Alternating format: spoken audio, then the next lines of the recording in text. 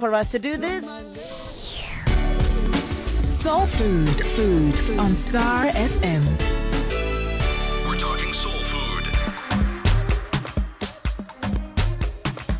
and I am happy to be joined in the studio by Bishop Musa Kamisola, and today we are continuing and concluding on Vamwene Nemuroora. Bishop, good morning. Good morning, Terry. Good morning, Zimbabwe. Lovely to have you in the studio. I must remind you that we are live streaming on Facebook at Star FM Zimbabwe. Go through, check us out, follow the program. What a wonderful topic. It is. It was nasi. Tina Vamwene. You know, last week Nemuroora, and like they were like saying, but you know, she has to also understand that this and this. Today we're talking about that. Okay, so last week we were talking about the respect that should be given to mother-in-law by the daughter-in-law, acknowledging her for raising her husband in such a manner that she saw it fit to marry the man. So, which means this woman did a good job, and therefore she deserves to be respected. And we also taught Nemuroora to take a lot of things with a pinch of salt. Just because my vakarera vakazvara nevakaraisa mwana vane zvavano expecta kuti mwana wavo anofanira achiitwa izvi because ndo vakanyanya kunge vainaye. Saka it's obvious kuti kamweya kekuda kumaka bhuku remuroora hakamboshayikwe. Okay. Kuda kuona kuti inini wangu ndaimudai ari kugona here nekuda kuzivisa stereke kuti mwana wavo akamira sei, vachikangamwa kuti maybe pamamatione 5 years muchidanana musati maroorana anga achikuudza zveupenyu hwake, but vanongonzwa kuda kukuudza kuti unomuziva here dhagi kuti izvi hazvifarire izvi anozodai. Okay, so today we want to talk about vana vamwene kunyanya vai vari kurwadziwa zvisingaiti kuti muroora wangu, why is it that she treats me like this? She doesn't call me, handitumirawo chisaki cheupfu, handidi. She doesn't appreciate that I'm the mother to her husband. Right. First of all, nsati ndanyanyobata area iyo ndoda kuti uzive kuti iwo pawanga uri muroora auone here kuti zvimwe zvezvinhu zvauri kuitirwa nemuroora wako iye zvinozvo zvinoda kakunofanana nezvawaiitira vamwene vako. Wane mwene wako wanga usingada kuti vana vaende kuhorodhi nekuti wakanzwa nemumwe muroora mukuru kuti mama vanoroya vanozodai vana. Saka uyo achaunzawo vake kumusha, iwo wakurwadziwa, but uri kuzviona here kuti these things katrend kari kuitika. What goes around comes around, because uchaona kuti even uri muroora nhasi potentially uchava vamwene mangwana. Zvakanaka kuti ugadzirise kwauri kuenda usati wasvikako. I like that. Nekuti mwari haasekwe munhu wese anokohwa chaanenge adyara. Saka zvakanaka kuti usowe seed yelove for you to reap love. Saka iwewe zvawanga uri vamwene vakaipa, uri kuda muroora akanaka akagadzirwa naani, anenge achibvepi wauri kuda kuenjoy, because what you presented before the world is what you showed God that that's what you want, because the Bible says do unto others as you would like them to do unto you, which means the behavior that you gave your mother-in-law is in some way the material that you released to the building up of a daughter-in-law that you wanted. What if the behavior I then gave my mother-in-law was more of a reaction of what she was doing to me? Okay. Because I don't think Utimunu, you just get married and you become this bad woman all of a sudden. You know, pane inini ndruku yandiri muyeni kaini anogona ngekarika respond kekuiutritwa navamwene because inini ndiri muyenzi, inini ndiri muroora ari kupinda mumusha. Saka dynamic yemuyeni ne waari kushanyira kana kuti kwaari kuenda kunogara vanotanga kupa treatment ndivo varidzi obvious because unenge wakadukumara uchinyepera tsika uchiita sese saka imi mukazonyanyandipoka unhu hwangu chaiwo chaiwo obva waratidza kuti kawaitaura kaika unenge chikaradikuti kanotora kana 15 years kuti kabude but pakanobuda breaks laws. Okay,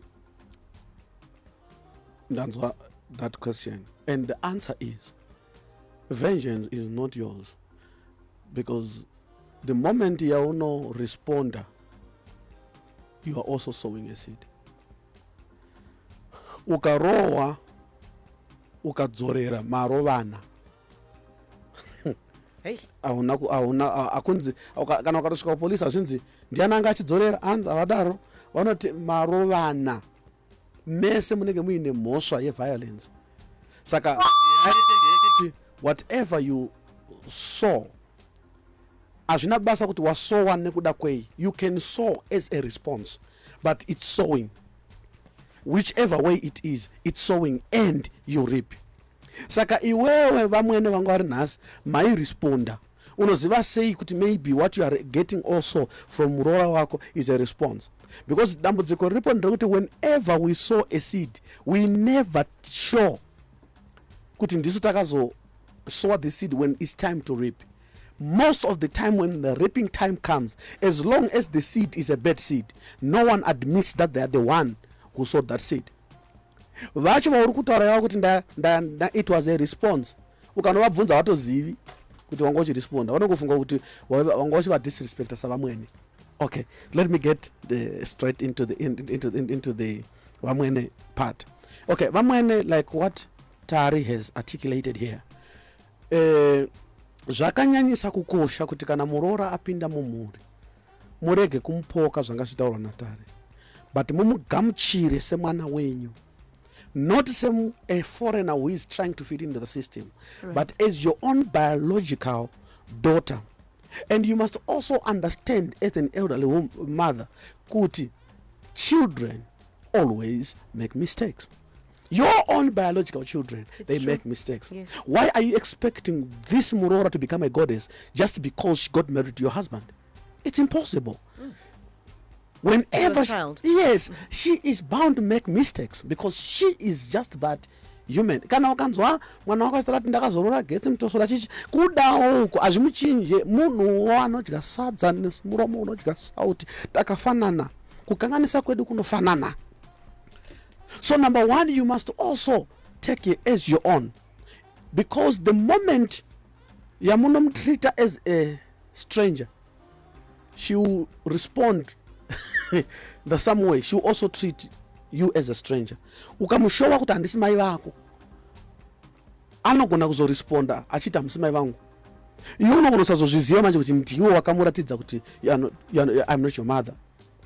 Mwana kana akanganisa, tora pasi ugare naye pasi, usamutumire mwana wako musikana kuti ngaende ikoko anonyatsoona kuti hanzvanzi yake iri kubatwa zvakanaka here, enda unogadzirisa munhu unonyatsoziva kuti Tari akachacharika pavana vako akasikana, ndiwo unotuma iye kunomonita Muroora achitora makuhwa achiuya nawo kunoko muchidi muchivhekisa mwana wevanhu.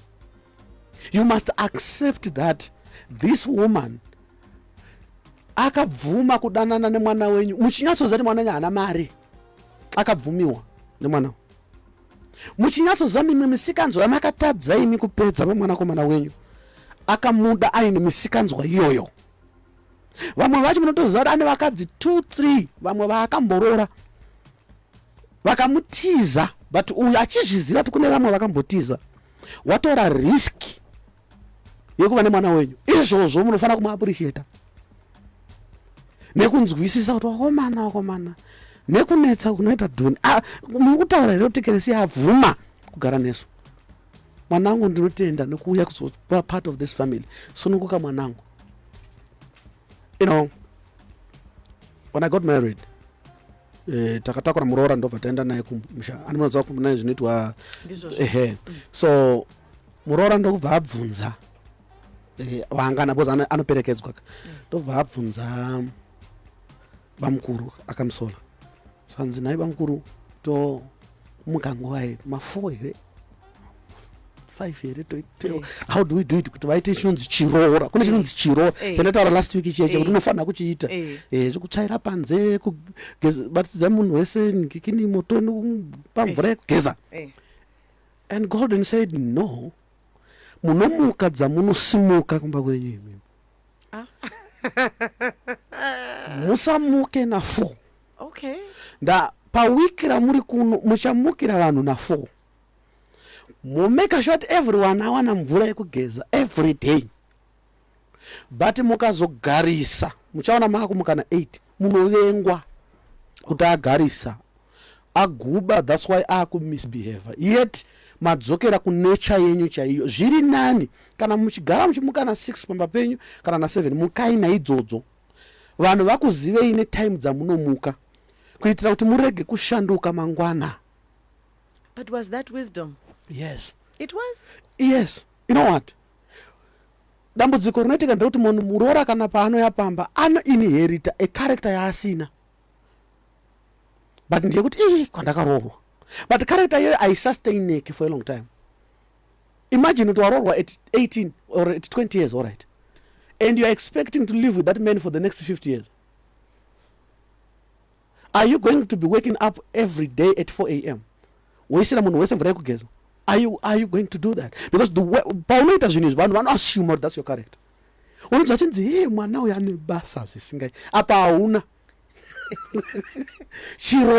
understand? Even though it culture head, but you know, tikasa address isus my in-laws, wana mother and father-in-law. Tikasa udza vanhu kuti no, takuziva kuti tagara zati uri munhu akaita sei sununguka, so that knows how to relate us in. We are going to have false characters coming in, and then at a later stage they fade out, and then we have got a problem. Saka muri kuti inini kana nchiziva kuti zvoni kwa Kamisola kupfekwe matrousers inini because ndo character yangu ende ndinoda zvokupfeka matrousers ndichangopfeka here ukoko. All right, ndikudza kutaura kuti because ndo zvandirika, okay. And I don't want to pretend for long. Right. Zviri nani kuti uzoudzwa kuti muroora pano atipfeki matrousers. Okay. Itinoda. Dzimwe even mukomana wako anogona kukudza kumba kwakadai. Then kugara waenda hako nemijiza yako mirefu wega, but 2-3 weeks later wozowambambamba. Uri kukonzeresa, uri kuzvitsvagira hatred. Zvakangofanana even in marriages.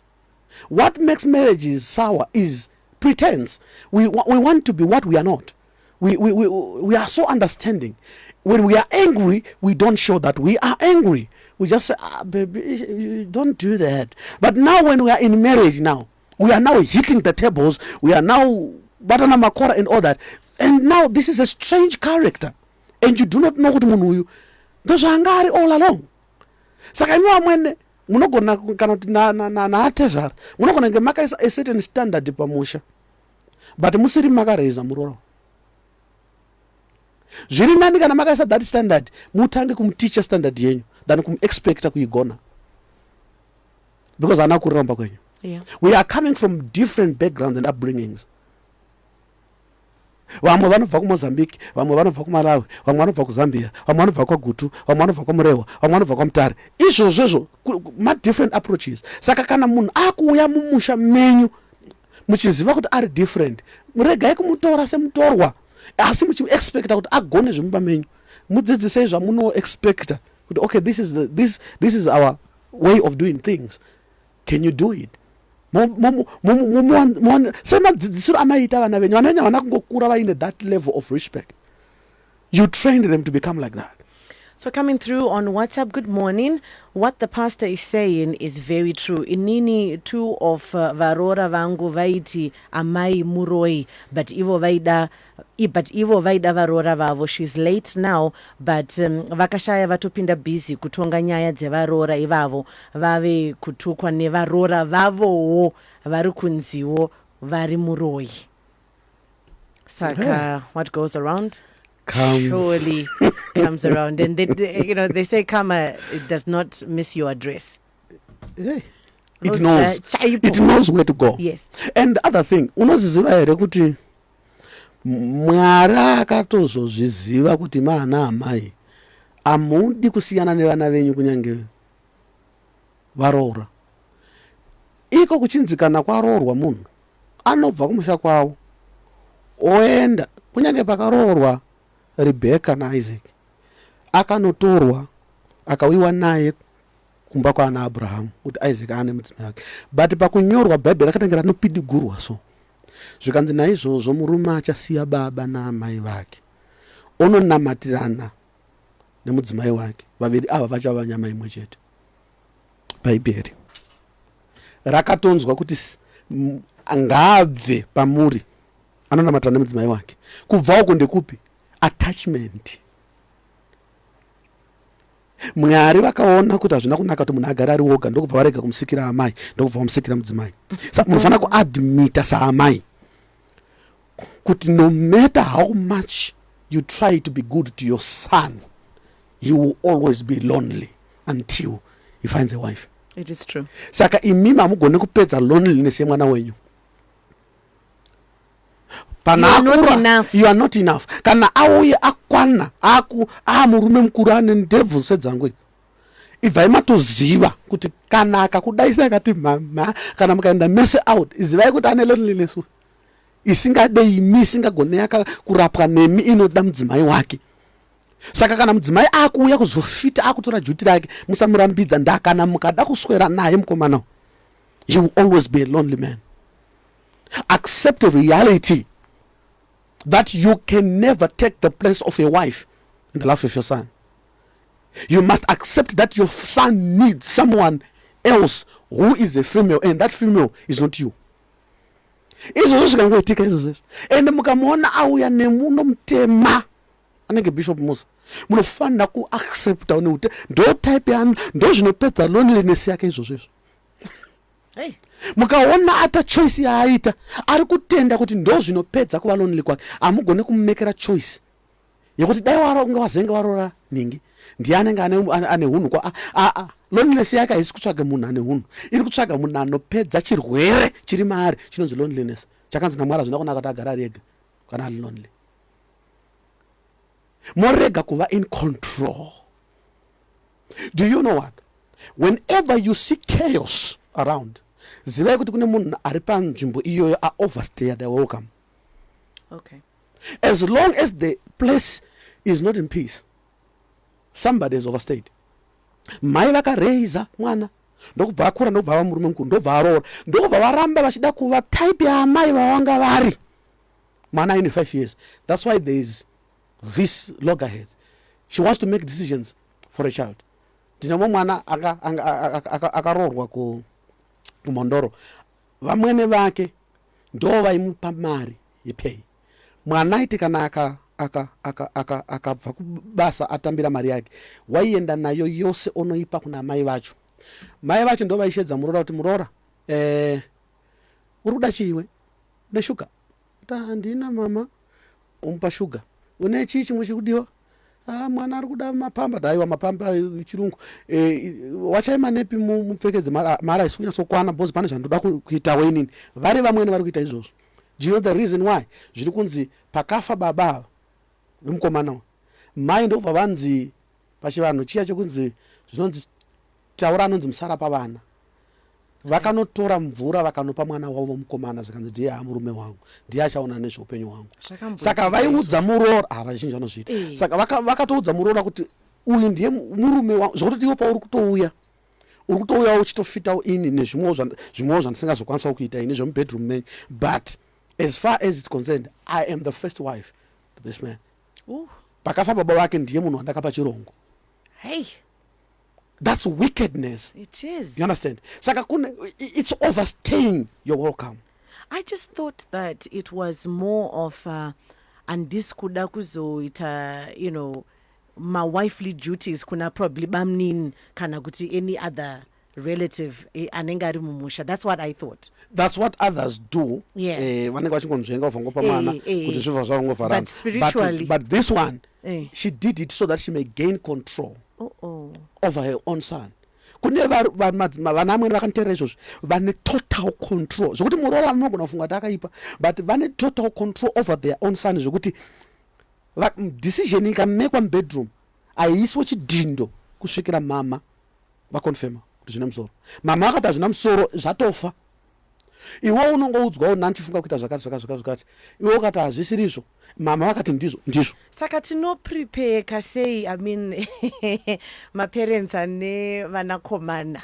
Vano, how can we be, and I say we because I'm one of them, how best can we prepare ourselves not to be these mothers-in-law from hell? I don't want to be a mother-in-law from hell, definitely. That's true. Yeah. I think, like what I was saying, you have to accept reality that you're not going to spend the rest of your life with your son doing all the duties that you do for him. There's going to come a time when somebody is going to take over. The same thing happened with John the Baptist. John the Baptist was raised so that he may pave way for the coming of Christ. And when Christ came, it means his time, John the Baptist, expired. You understand? Yeah. So John the Baptist did not understand that his time was over.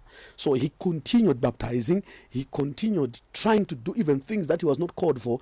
All of a sudden, he turned to be a marriage counselor. He's now telling the king, the king's wife, this man is not yours, like this. Yeah. And it led him into trouble. Do you know what led him into trouble? He was functioning out of time. That's why you see Jesus Christ did not try to form a group around John the Baptist. His time was over. So he was arrested. And Jesus Christ did not rescue him.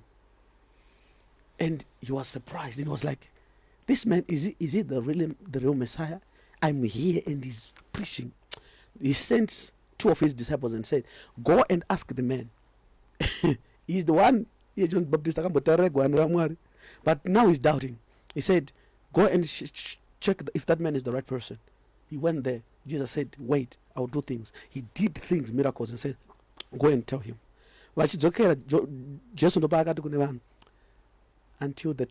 Since the times of John the Baptist until now, the gospel first suffered violence, and the violence shall take it by force. Since the times of John, time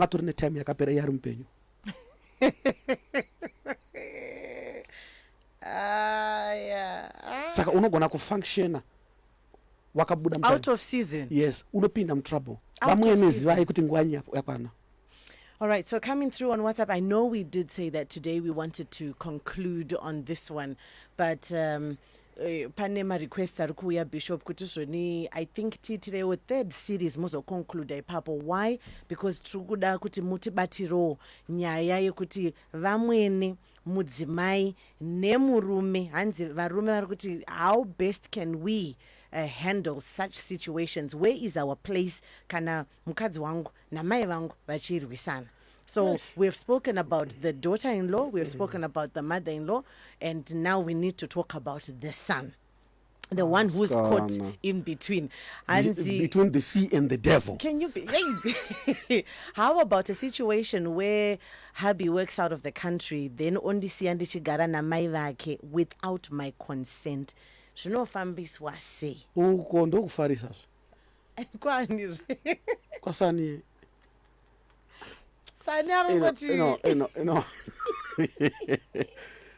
These women cannot stay in under the same roof and they will be peace. It can't. Yeah. Even when I'm talking about panduta amai ngava understand. Ndutota ngava understand vari kwavo. Vachi understand. I understand. Kana vachinza vana vanosara nawo. Mari yacho kunoshandira out of the country ngaikwane. Maid and assist mama. I also think, Bishop, this whole kutamba chirora, I like the word there. Kutamba chirora.